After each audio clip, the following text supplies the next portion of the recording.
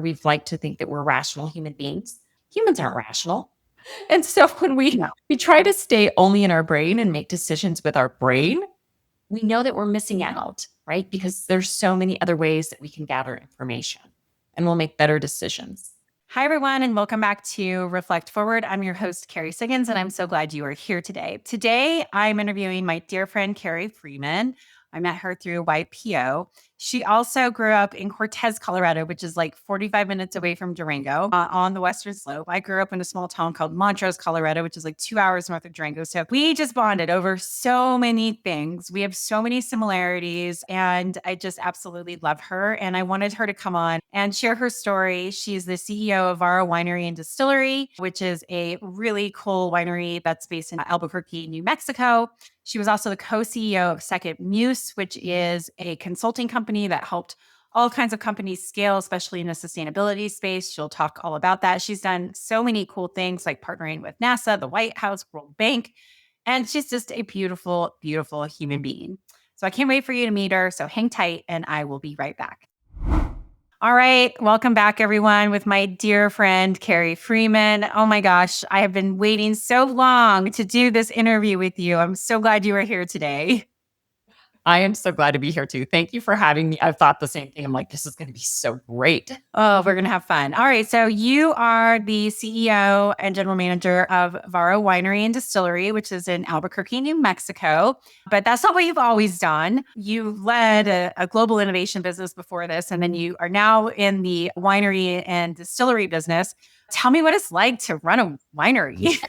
Everyone wants to know that. Everyone's like, this is my dream job. It's very similar to running any other probably CPG, beverage type of company. We're trying to figure out, how do you distribute? How do you get this out into the market? How are you known? It's manufacturing. So at the end of the day, I know you know a lot about manufacturing. It's manufacturing. It's making sure that you've got your production systems working, you've got quality control, you've got your planning. So it's very similar. I haven't been through a harvest. So in another month or so, we're getting ready to go into harvest. And that's really cool. Checking out all the grapes and just understanding where that is. But honestly, it's very similar. We also have tasting rooms. And so getting a firsthand experience on trying to understand all the intricacies of hospitality way back when I was a waitress. And that was very different. But you're trying to figure out, how do you have great customer service? So it's been a ton of fun. And it's interesting walking into work and there's just walls of wine and spirits everywhere. And you're like, okay, such a different setup. And did you know anything about the winery and distillery business before you joined Vara? No. I've known some about a lot of different businesses. My previous company really supported innovators all the way through to commercial scale stage founders. And so we touched all sorts of different businesses over the course of 15 years or so. So I feel like I had some understanding, but no, there was a need for someone to come in and really just help get the business in a really good, solid place to become strategic in a national market that's very busy. I actually came in as an interim and they've asked me to stay and it's been fantastic. But no, I didn't know a whole lot about it, which I sometimes think's better. I came in and said, look, I'm not the expert at this. I understand business. I understand leadership. I know how to manage people. I know all of these things. I know how to think about global expansion, but in our case, national expansion into different markets. But I'm not the wine expert. And that's actually probably a good thing. So it's been insightful, I think, in terms of what's important for leaders to know. I think that's a really important nuance here, because a lot of people think that you have to be from a certain industry or you have to have that more specialized knowledge to run a company or to manage a certain type of team. And while I think that there's some benefits that can come from it, it certainly isn't going to be a deal breaker, because you need to know how to run a business. And a lot of times people get into something like making wine as a passion and they don't know how to run a business, but they know a lot about wine. Being able to say, okay, yes, I'm not the expert in this. I can learn, but I know how to run a business can be really powerful. But it can also make people maybe go, well, she hasn't been in this industry. What does she really know? Have you had to overcome any of that type of thinking as you've made this transition? I think so. My head winemaker, though, is a multi-generational winemaker. His family comes from France, where they had a winery in France, and then they've been in New Mexico for decades. They know a lot about the wine industry. He's a winemaker at different California wineries. And then also my head of sales grew up really on the sales and distribution side. And these two work together. And so they know it. And I think if someone in your business doesn't know the industry, that would be a big problem. And you couldn't rely on them. But I think there are times when people say, oh, it's different, right? Oh, this is different. I'm like, is it really different?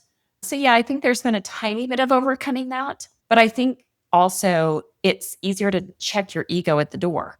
And you're not trying to prove anything, because I can't prove that I understand all the different intricacies, right? Everything from the different grapes to the different types of price points. I think I've had to overcome it a little bit, but it's actually just been fabulous. I loved coming in and just saying, I want to do a good job. I want to do a great job, and put my leadership team in a much more visible place and say, look, you can be experts in this. Yeah, that's totally what I did when I came to take over Stone Age. I had no idea what I was doing.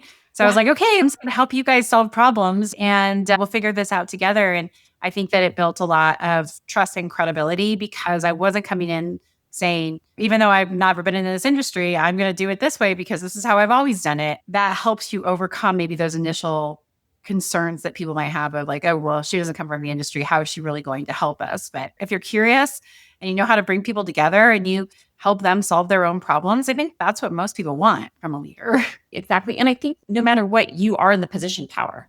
I started at Intel at the ripe age of 22, and I managed almost all men, right? 30 men in the factory setting.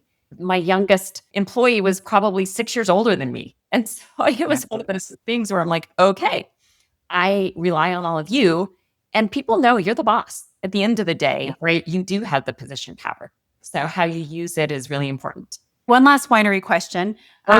Tell me, what is it like to grow wines in New Mexico? I know it's not like a California, the mecca of wine like that, but there's quite a few wineries in New Mexico and Colorado. I'm sure people are curious, what is that like? And do you make good wine? Oh, we make amazing wine. We have been winning so many competitions. I think it changes almost every week. We've won 9 out of the 10 competitions, and we had damaged goods in the 10th. Just this year, we're competing at a national and international level and winning. We had a 98-point brut that was coming all out of New Mexico grapes, et cetera. So yes, we make great wines. Interestingly, New Mexico is the oldest grape growing region in the country. The Spaniards came here a really long time ago and started planting grapes. Obviously, there's other regions that have probably better climates and maybe different soil, but we've been around for a really long time here. And so we do have some of our products that are 100% grown in New Mexico, made in New Mexico. And we do get some grapes from other places as well. But we're really proud of our New Mexico roots. I love it. Well, I'll include a link to the wine in the show notes. Can people order wine from you direct if they're interested in trying? They definitely can. And our New Mexico ones are fabulous. So is our other stuff as well. I guess that if I were to sum up, what is it like running a winery? I'm like, there's all the business elements as usual, but it's also fun. Yeah, I could totally imagine. Back when I drank wine, I'm sure with my dream job. Now I'd probably be like, I quit drinking. I want to try the wine. I did have to check myself as soon as I started. I'm like, okay, here we go. What are you doing personally with intake? Yeah, I can imagine. Yeah. And I'm sure it's even expected, right? When you're the CEO of the winery, you're in the tasting room. Here, try this. Oh, yeah. Tours, all sorts of stuff. Tours of the winery. Yeah, exactly. All right. So before you came over to Vara, you were running a global innovation company that was helping companies get started and find funding and do all kinds of disruptive things. And you recently sold it. So talk to us a little bit about that, because you've just had your fingers in so many different types of businesses over the years. Yeah, I was with SecondMuse for about 13 years. I was not a founder, but one of my dear childhood friends was one of the founders. And they really started with this notion of how do you bring together all different types of partners, different stakeholders in a system to collaborate and support innovations, come up with new ideas, right? Because if we look around, there's so many things in the world where innovation can be applied to solve things. I started engaging with them when they started partnering with NASA and the World Bank. So I was at Intel, and over the course of, I don't know, I guess they're probably on 17 years now. So I exited my ownership part, but they're still really successful and doing great things. And what really started to come about is people's overall understanding that open innovation is powerful. So corporations, different types of investors, government agencies started realizing You can crowdsource, which OpenAI is in a sense, right? It's not necessarily just the innovations, but you can crowdsource all sorts of different innovative ideas. So it's this merger of open innovation, deep collaboration, and then business incubation and acceleration. Saying, okay, if we want more climate tech related businesses out there in the world, then let's go off and harness the collective to identify new solutions and then let's support those. So we did a lot in early stage work in everything from responsible technology to circular design all around the world to climate technology to doing a lot in regenerative food systems, saying what is it actually needed to create food systems that are regenerative. Our whole focus was how do we create a more positive world? So our innovations were very much aligned with something that had to do with positive environmental impact or social impact. We got to see some of the most fascinating businesses over the course of many years. So that part I miss, actually. It was so fun. Oh, totally. Yeah. Being in the impact space is so cool. We're in the impact space from an employee ownership mindset and the fact that we keep the dirty industry supply chain running. But I am really proud of being a high impact company when it comes to thinking about wealth creation. So I can imagine how inspiring it was for you to see people on the cutting edge doing really important work to make the world a better place.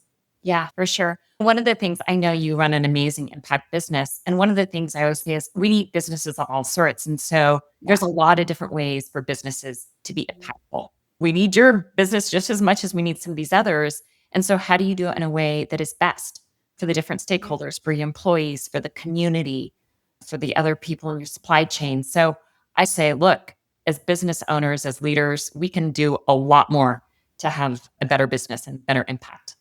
Totally agree. So why did you decide you wanted to exit? Oh, that's kind of complicated. I think that part of it is I know myself and I love new challenges. And we had gotten to the point where the leadership team was doing amazing work. I remember turning to my co CEO at one point. We pulled together our global leadership team. I don't know, whenever the doors opened after COVID. And we said, wow, the team is amazing. Do they even need us anymore? As leaders, there's always pivots that have to happen. You're never bored. But I had gotten to the point where I just felt like it was important to go off and do something different. It was just that time. Good for you, because that's what we need to do in life. We get stuck. We think, oh, I've done this forever. Or maybe you have the fear of, I don't know what's on the other side of that cliff, so I'm afraid to jump. And so many of us don't do it, even though we know in our hearts and our souls that it's time. Yeah. So good for you for finding that courage to be able to do it, because I'm sure it was not an easy decision. Yeah, it wasn't an easy decision. It wasn't at all. So thank you. Yeah, I've been doing a lot of inner work. I think that Mhm. the pandemic allowed that for a lot of us if we chose to do that. I thought you can't go and do a lot of things, but you can go deep inside. One of the things that I just thought is how long are you going to keep pretending everything that feels great? At the end of the day, I thought this isn't working for me anymore. And so how long am I going to keep trying to make something work that just isn't quite right? It's not Yep. bad. I think it's a lot worse when things are bad. Then you're like, okay, I have to exit. That's not the case. My business partners were great humans. The work was amazing. Your soul is just calling to do something different. Yes, absolutely. I love the way that you talk about it, is about how the inner work is so important to outer success and that it's not separate from business. And I do think that more and more leaders are waking up to that fact that doing that inner work is so profound, but it's not necessarily something that people talk about a lot. So, can you talk a little bit about maybe some of the inner work that you did and how you feel like it's been the foundation for sustainable performance? Yeah, absolutely. I feel like I've really been on a journey. I love inner work, but I feel like I've been on a deep journey probably in the last 6 years to understanding my patterns. Quite frankly, I started probably a deep dive into it. I went to marriage therapy on my own, solo. And so when you go solo, you end up learning, well, I can apply these skills elsewhere. And I think one of the things I really started to learn about is relationship dynamics and communicating needs and boundaries. And honestly, these are the types of things that help you. It doesn't matter where you are, right? It can be your marriage, your romantic relationship, your senior leader relationship, your board relationship. It's how do you communicate better? And then I meditate a lot. And I know that, gosh, probably mid 2020, right? whenever the pandemic was in full swing and things were on complete lockdown, I've been doing a lot of different meditation and just inner journeys, if you will. And my teammates started saying, Carrie, I don't know what you're doing, but your energy is so much better. You're showing up more collaborative, more curious, more empowering. And it was such a strong feedback loop to me that, hey, I am doing this work and I am showing up with a lighter presence, with a more collaborative presence in my meetings. And so it was such a switch. And I think that's one of the things when you start really going in and understanding how your own behaviors are affecting teamwork, productivity, culture, then you're able to kind of get that reinforcing loop and keep doing different things. I love that. I think a lot of people maybe think, oh, if I'm doing this inner work or practicing self-care, it's selfish because I'm focused on myself. But yes, you do need to improve your relationship with yourself. But what I found with all the inner work that I do as well is that it absolutely improves the quality of my relationships and it helps me understand the impact that I have on others. I can show up in such a much more intentional way and I can recognize those patterns that I'm falling into. Because I think that's a big thing that the inner work teaches you is like, oh, this is a pattern. And the universe is going to keep putting it in front of me until I figure out how to like not repeat this pattern. But you can't do that if you're not paying attention, if you're not looking and asking yourself those questions of why am I doing this? Why do I get triggered by this? Why do I make these decisions? And when I do this, how is it impacting all of the people around me? Because let's face it, it isn't just about ourselves. We are constantly doing inner work and we are always having that inner work reflected from the outer world with how people are responding to us. So it really isn't a selfish endeavor at all. It totally isn't. I did energy for performance, or another term for it was corporate athlete training back in, I think, 2005. I became a certified coach a long time ago, 20 years ago. And it was this idea of energy for performance, thinking of ourselves as leaders, CEOs, whatever, as extreme athletes almost. And you have to pay attention to all your different sources of energy. And so that was a really strong, I think, transformational point for me when I think I knew that, but really saying, no, when you focus on your own physical energy, your emotional energy, your mental energy, your spiritual energy, you're actually able to achieve things that you're wanting to achieve. You're able to achieve your purpose, which for most of us, at least in our roles, is very centered in the workplace, right? Obviously, there's personal components to it, but yeah, I never think of it as selfish. Let's talk a little bit about leading more with humanity. I think this is a good segue because doing that inner work and understanding the impact that you have on others and caring about that impact that you have on others is a way to lead with more humanity. And I know you spend a lot of time thinking about this. So can you talk about how you've integrated more humanity into your leadership, into the cultures that you're trying to build at Vara or even at SecondMuse? Yeah, definitely. It's something that I truly think is the future. One, I think the world needs it. If you look around and see, we need more people showing up with just a deeper sense of humanity, kindness, empathy, listening, respect. So we definitely need that. But also in the age of AI, that's also the future. We don't need to spend all of our time calculating things and figuring out how to craft certain things. We need to spend our time really connecting with other people and influencing other people and solving things that only right now we can do. So I think of it as not only important, but it is the way of the future. What does that actually mean? I think it really means that we have to be our most authentic self. And I think lots of times people think that they are, but until they start to understand, myself included, what are you doing that you wouldn't normally do? You've been so trained. I grew up in a very corporate setting, in a place where I felt like this is how we do things. And I'm like, is it really? Do you have to do it that way? And I think it's truly sitting there and saying, what feels right in this moment? Even if it doesn't feel like it's textbook, it's not Harvard Business School material or whatever, what feels right in this very moment? And that means we're checking in with ourselves. We're being vulnerable. We're being honest. I think so much of it turns into a practice of us being honest with like, well, does that sit well? And I think about that so many times, especially with employees in your culture, but even partnerships saying, is there another way of doing things? If it doesn't feel right to me, keep exploring. So I think there's other ways for us to be more human, but I think so much of it just really lends itself to just saying what seems like the right thing to do and then exploring why something doesn't feel good. And you know that, right? You know it in your gut, you know it in your chest, and you say, huh, okay, should I move forward with this? And leaders, honestly, I think we have to do more of that. The reality is I think we've liked to think that we're rational human beings. I think from an economic perspective, that's been proven over and over again. Humans aren't rational. And so when we try to stay only in our brain and make decisions with our brain, we know that we're missing out, right? Because there's so many other ways that we can gather information and we'll make better decisions. There's a whole field out there of really saying, how do we be more human? How do we tap into the wisdom of our intuition, our bodies, our guts, our hearts, whatever it is? I love that. And I think that the vulnerability is that foundational piece because it's really hard to be your authentic self and lean into the humanity, lean into your heart, your soul, and your gut if you're not willing to get vulnerable. And I do believe, especially as you move up the ladder and more into executive roles, like you feel like it's performative. I am expected to be this way. And I think, particularly for women executives, I need to be this way. I need to be more masculine because that's what's expected in a boardroom full of men.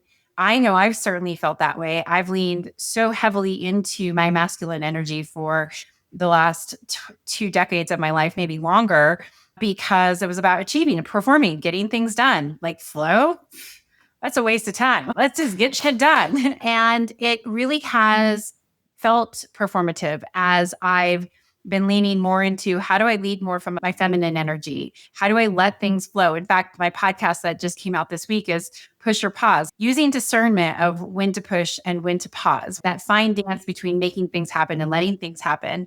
And I would never have said I was being performative. But now that I really understand, finding more of a discernment of when to use my feminine energy and when to use my masculine energy, I've realized like I've done a lot of these things because I thought that's what I was supposed to do, because that's how I was going to be successful. And if I didn't do it this way, I wouldn't achieve. I've been really playing around a lot with this idea of what is truly authentic and what is performative. And how do I know the difference after doing this for so many years? I know. That is such the question, right? I think Right? it is, when do you grind versus when do you grow? How do you grow? I battled this battle's probably the wrong word, but almost every day. When do I just push and grind and go? And when do you just pause with it? Because I do think it is more of a situation for women, quite frankly, to be successful. And I think if you look at all these different studies on how did athletics and Title IX start helping women, we learned how to compete. And competing, you get in there and you grind and you push your body and you get strong mentally.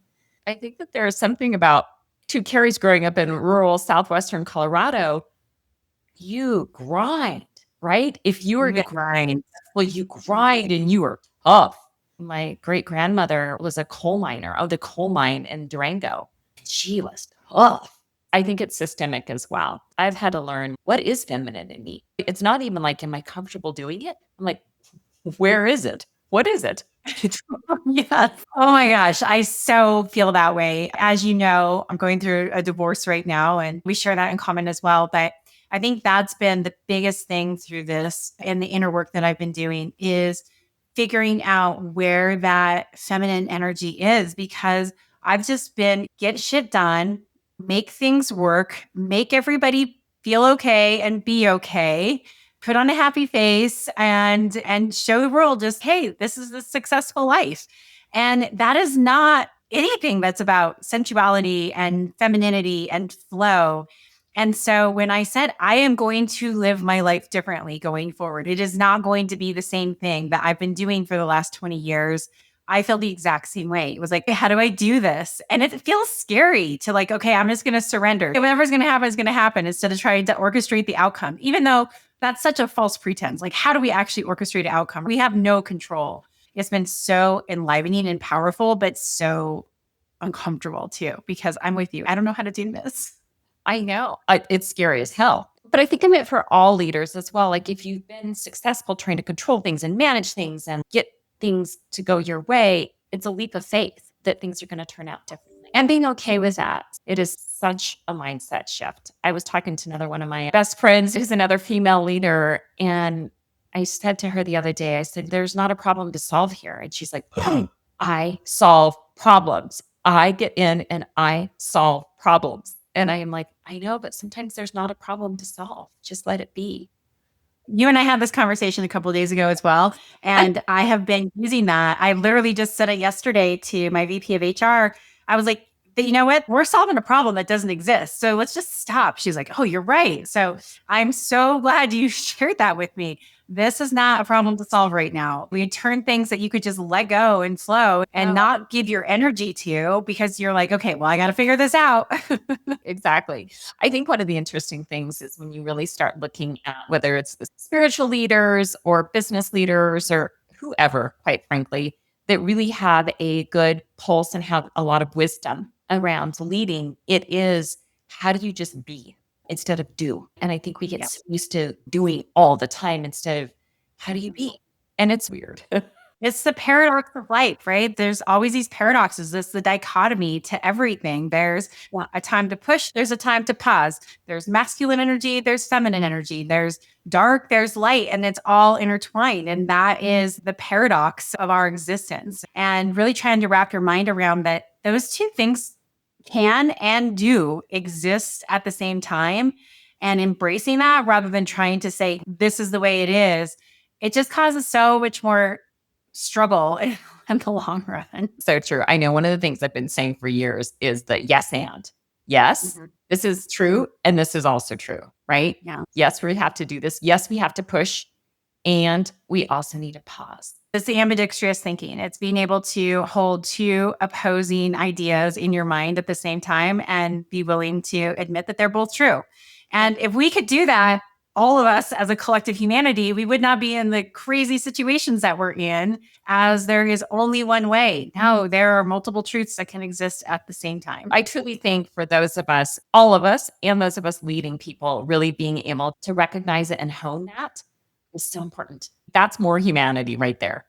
I love it. Every time I talk to Carrie, which is often, we have these very profound conversations, and hopefully everybody can follow that and could find something that resonated in there with it. I think lots of people are experiencing the exact same things that we are talking about right here.